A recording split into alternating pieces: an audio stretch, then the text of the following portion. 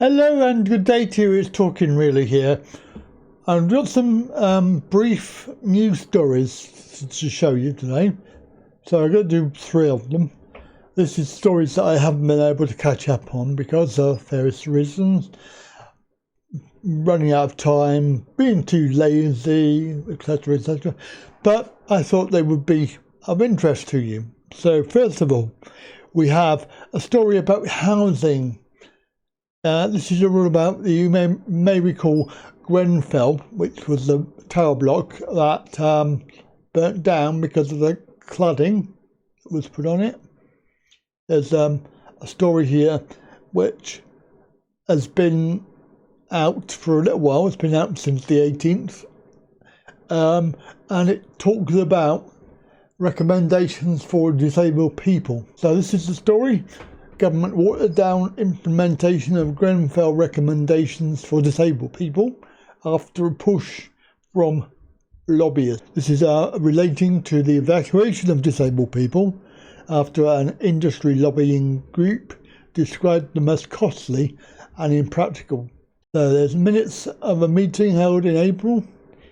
They've been released as part of a legal challenge by bereaved family, showing fire and housing sector lobbyists describing evacuation plans for people with disabilities as totally impracticable and advising that they should continue to rely on stay put advice if there was a fire. So what they're saying is, as usually the case if you're in a high rise, is that if there's a fire you are told to stay in your place or go to the meeting point to be collected by firemen.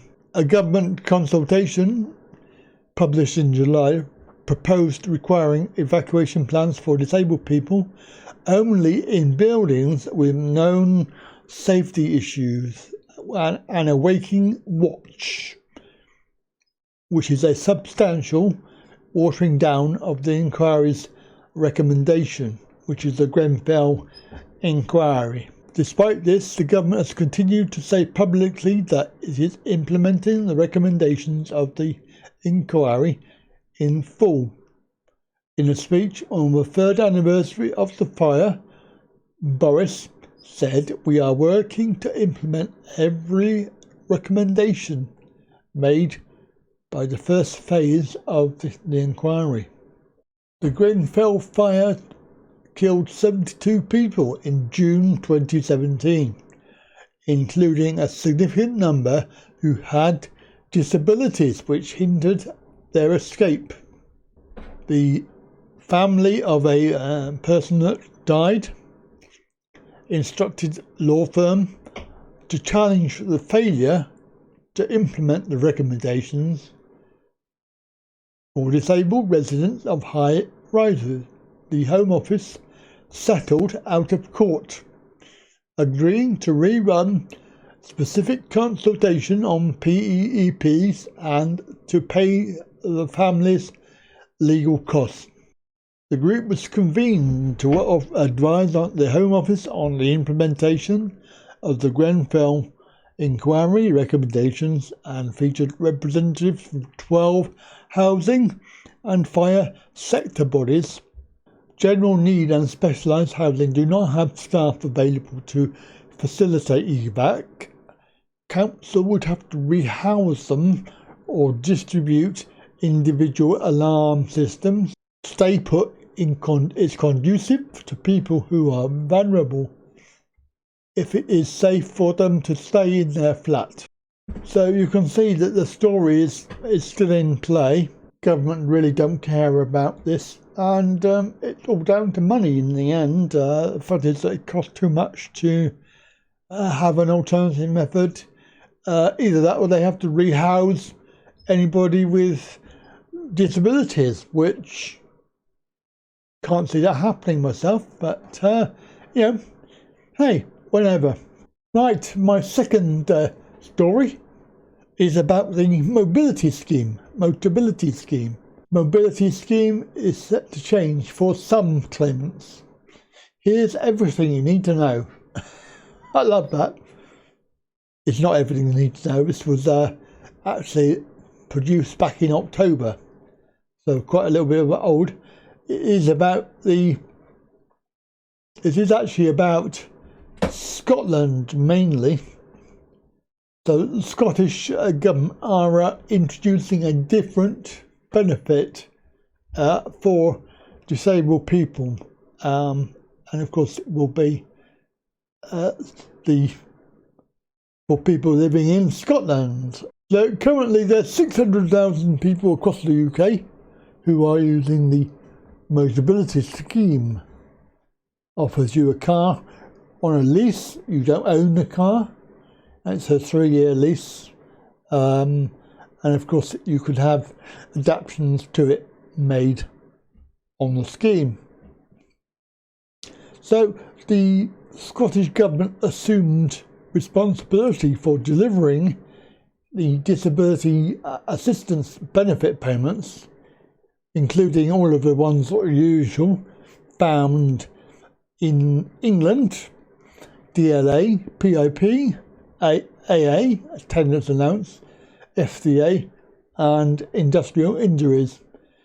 So this has been transferred over to Scottish Government April 2020.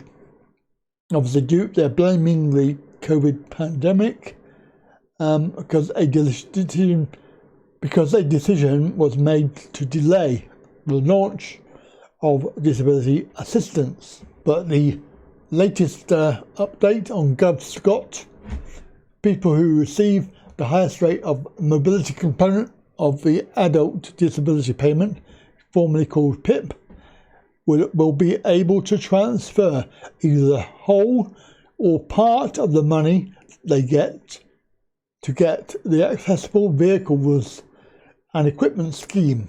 So that's what they're saying it's called in Scotland. And it will be a service similar to the current mobility scheme. Anybody who needs to claim will continue to claim PIP until the new system is in place in Scotland. Just briefly to say, if you have the high rate DLA or the enhanced rate PIP, the War Pensions Mobility or the Armed Forces Independence Payment, then you can apply for Motability vehicle. So it is news story. We need to update that at some point.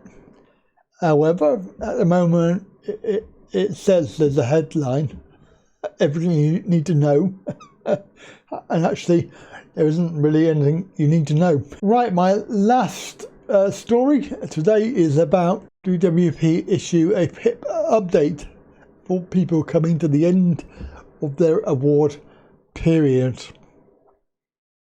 Award notices were automatically extended because of the you know what. They have published the latest quarterly figures, and they show the success rate for new claims, which aren't actually that good. They show that 51% of new claims who were assessed received the award.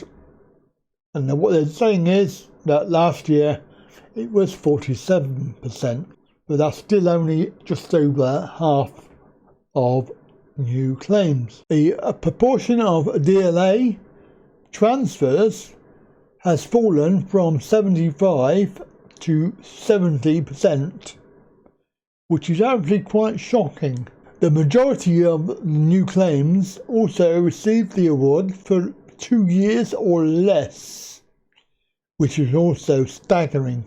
In October 2020, nearly 74% of claims were short-term, 0 to 2 years. Less than 1 in 10, 7% were long-term, over 2 years. And less than 1 in 10, 7% were ongoing. New claims times have risen to 22 weeks. Reconsideration, that's the mandatory, so if you disagree with what they say, you can apply.